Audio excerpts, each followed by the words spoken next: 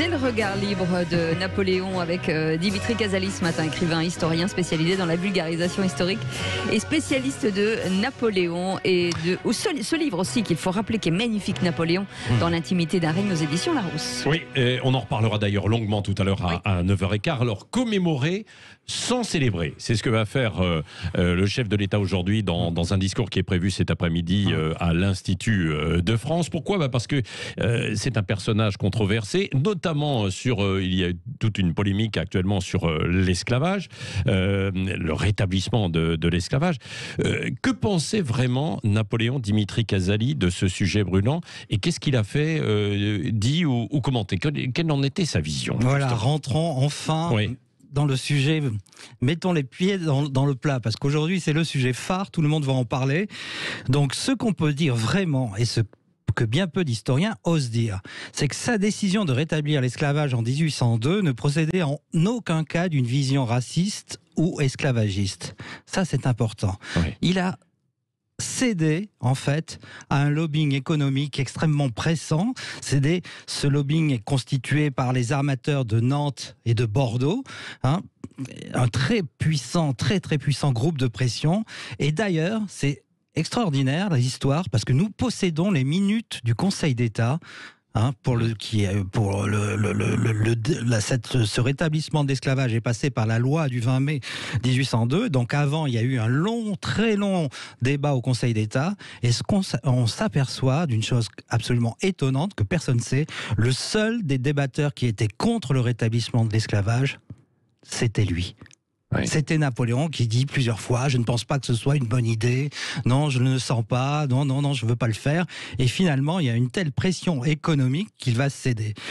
Donc Napoléon, en fait, dès 1799, un peu avant cette loi, on s'aperçoit qu'il est en faveur de l'abolition de l'esclavage. C'est un disciple de l'abbé Raynald, un abolitionniste des Lumières. C'est un disciple de Jean-Jacques Rousseau qui est contre l'esclavage. Donc sa soi-disant haine raciste envers Toussaint Louverture ou le général Dumas que je viens d'entendre encore sur une autre radio, aujourd'hui, c'est des inventions des faiseurs d'opinion bien pensants aujourd'hui. Toussaint Louverture est entré en guerre contre la France, donc c'est normal qu'il essaie et en plus pour faire d'Haïti son propre royaume privé. Et rappelons au passage que Toussaint Louverture avait une plantation avec 12 esclaves. Napoléon n'a jamais eu de plantation.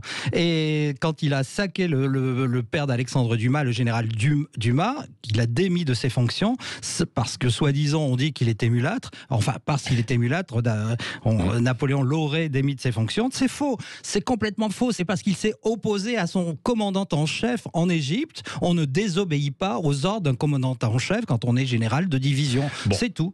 Voilà. Bon, et alors ce que l'on peut dire aussi, c'est que finalement c'était un pragmatique, Napoléon. C'est ça, c'est ce que vous voulez nous dire, et qu'il a répondu à des enjeux qui étaient socio-économiques de l'époque, c'est ça ? Voilà, tout à fait. En fait, le rétablissement de l'esclavage doit être replacé dans un vaste projet économique de Napoléon au début de son consulat, en fait, qu'il voulait reprendre pied en Amérique et en Louisiane, qui était toujours française à l'époque. La Louisiane, je le rappelle à l'époque, allait jusqu'aux Rocheuses. C'était pratiquement un 5e des États-Unis. C'était colossal.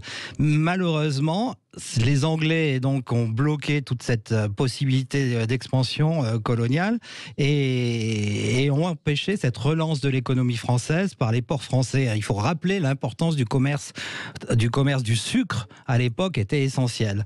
Donc je le rappelle, cette époque, il faut toujours replacer dans le contexte de l'époque. L'esclavage est pratiqué dans le monde entier. Pas un seul pays ne l'a encore aboli, si ce n'est la République française en 1794.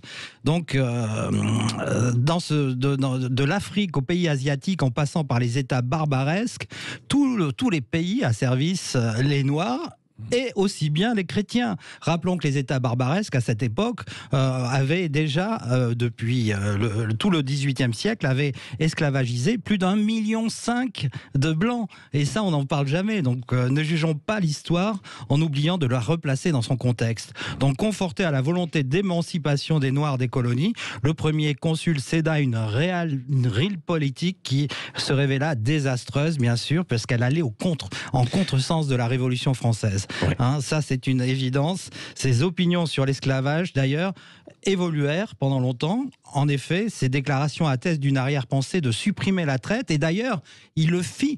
Ça, on oublie toujours dans le débat actuel de rappeler que le 29 mars 1815, Napoléon abolit la traite des Noirs par décret, mais c'était trop tard et le mal était fait. Ouais. Merci Dimitri Casali.